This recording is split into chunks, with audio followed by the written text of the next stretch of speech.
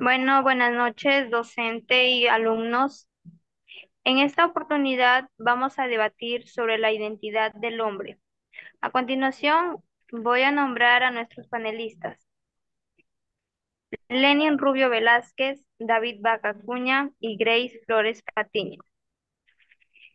En, en el tema de Descartes tenemos a Lenin a favor y a David en contra. En Locke tenemos a David a favor y a Lenin en contra. El objetivo de la pregunta es ¿es la identidad del hombre una cuestión de autoconciencia, Descartes, o es construida a través de la memoria a la experiencia de Locke? Bueno, es explorar y comparar las diferentes perspectivas fisiológicas sobre la naturaleza de la identidad personal, evaluando dos posiciones clave. En Descartes, la identidad del hombre radica en la autoconciencia, es decir, en la capacidad de reflexionar sobre uno mismo a través del pensamiento cogito. Según Descartes, la esencia del yo se encuentra en la capacidad de pensar y ayudar. En Locke, la identidad del hombre con- se construye a través de la memoria y las experiencias. La continuidad de la identidad personal está vinculada a la capacidad de recordar y acumular experiencias a lo largo del tiempo. Bueno, ahora vamos a escuchar los argumentos a favor y en contra sobre Descartes. Tenemos a Lenin Rubio y a David Bach. Los escuchamos. Buenas noches, compañera, muchas gracias. Con respecto a los argumentos a favor por parte de René Descartes acerca de esta pregunta, ¿no? La identidad del hombre. René Descartes presenta tres argumentos importantes. Primero, sobre la existencia de un yo persistente. Segundo, la inmediatez de la autoconciencia, porque eso es lo que hace referencia a René Descartes. Y tercero, la universalidad de la conciencia. Primero, presentar de que para René Descartes es importante el hecho de la capacidad que tiene el hombre de pensar y ser consciente de sí mismo. Con respecto al primer argumento sobre la existencia de un yo persistente, René Descartes concibe la autoconciencia, eso quiere decir que no depende del cuerpo ni de las experiencias cambiantes, sino que se refiere más íntimamente a la entidad interna constante. ¿Qué quiere decir eso? Que aunque cambien nuestras percepciones o memorias, siempre hay un yo consciente que observa. Con respecto al segundo argumento a favor sobre la inmediatez de la autoconciencia, René Descartes señala y sostiene que la identidad como autoconciencia es inmediata, no depende de la memoria. Aún así, aunque se pierda la memoria, un individuo sigue siendo consciente de sí mismo en el presente, en el hoy. Y con respecto al tercer argumento a favor sobre la identidad del hombre, acerca de la universalidad de la conciencia, René Descartes sostiene que la autoconciencia es universal y se aplica a todos los seres humanos, que somos capaces de reflexionar. Se puede aplicar de una forma independiente del contexto cultural, histórico y personal. Quiero situar un ejemplo con respecto a la autoconciencia en esta identidad del hombre por parte de René Descartes. El ejemplo es este. Imaginemos una persona que sufre de amnesia y pierde toda su memoria, la memoria del pasado. Para René Descartes, aunque no recuerde quién es, la persona sigue existiendo como un yo consciente y pensante. La continuidad de su identidad se sostiene en el hecho de que todavía puede decir yo existo. Esos son los argumentos a favor sobre la identidad del hombre por parte de René Descartes.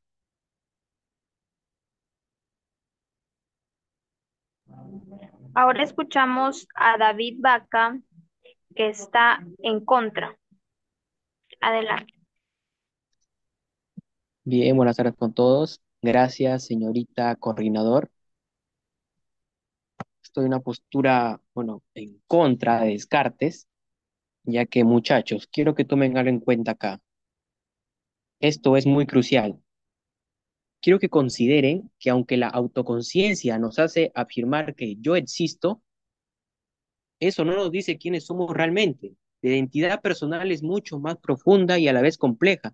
No podemos quedarnos solo con una idea que dice que pensamos y por eso existimos. Necesitamos entender cómo se forma nuestra identidad a lo largo del tiempo y de las experiencias. Hay una desconexión también del contexto y del cuerpo. La teoría de este hombre Descartes, aunque es interesante, pasa por alto algo fundamental. Bien dicho, nuestro cuerpo, nuestras emociones y nuestro entorno, ¿acaso no es la vida real con saltibajos lo que realmente nos da forma?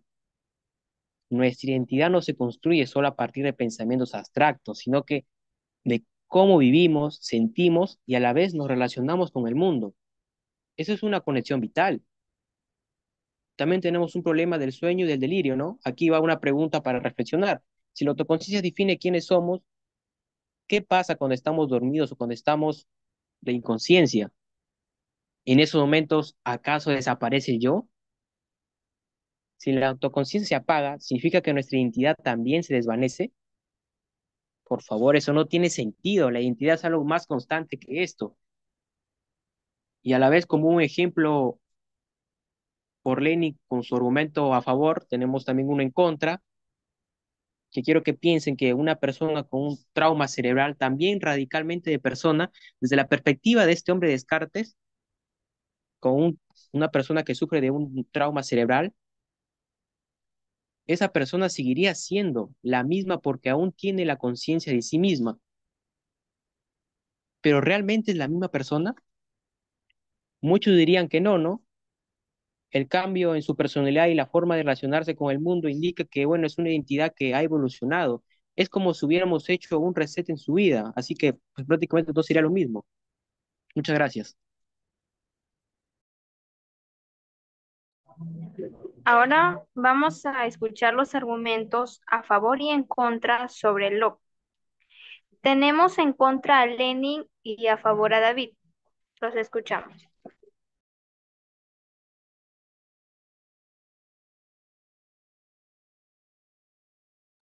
Bien, para continuar, tenemos un argumento a favor de la construcción de la identidad a través del tiempo. John Locke. Para esto quiero que piensen que la identidad personal no es algo estático, sino que es un viaje continuo que va a formarse a partir de nuevas experiencias y de cómo nosotros la vamos recordando. Cada evento que vivimos, cada emoción que sentimos se convierte en parte de lo que ya somos. A ver, para que le entiendan mejor, es como un rompecabezas que se va armando a medida de lo que vivimos. Sin esas memorias, ¿cómo podríamos definirnos a lo largo del tiempo? Hay una importancia del contexto y de la historia personal también. La teoría de Luke es súper interesante porque nos muestra que nuestra identidad es dinámica y no solo somos un yo aislado, sino que nuestras interacciones con el entorno y las experiencias que vivimos nos van moldeando. Piensen en cuántas cosas han cambiado en sus vidas, amigos, momentos felices o tristes, momentos hasta sorprendentes también. Esto de aquí contribuye a la construcción de nuestro sentido, de quiénes somos. Esto es un proceso que no se tiene, eso hay que tomarle muy en claro. Hay una responsabilidad moral también, y aquí viene un punto clave, y quiero que la noten, que nuestra identidad basada en la memoria es esencial para entender la responsabilidad moral. Si no recordamos nuestras acciones, ¿cómo podemos ser responsables de ellas? La memoria también nos conecta con nuestras decisiones pasadas, lo que nos permite aprender y a la vez también crecer. Imaginemos que alguien comete un error, se olvida de lo que hizo, ¿realmente puede aprender esa experiencia? La continuidad de la memoria es fundamental para ser personas responsables, muchachos. Para enfatizar a un ejemplo concreto sería que alguien recuerda haber aprendido a montar en bicicleta de niño. Esa memoria no lo recuerda en un momento divertido, sino que conecta su yo infantil con su yo adulto. Esto es muy crucial porque cada recuerdo, sin esos hilos, pues nuestra identidad sería un caos, ¿no? Y como dijo Leonardo DiCaprio, cada recuerdo es como un ladrillo en la construcción de un nuevo ser. Gracias.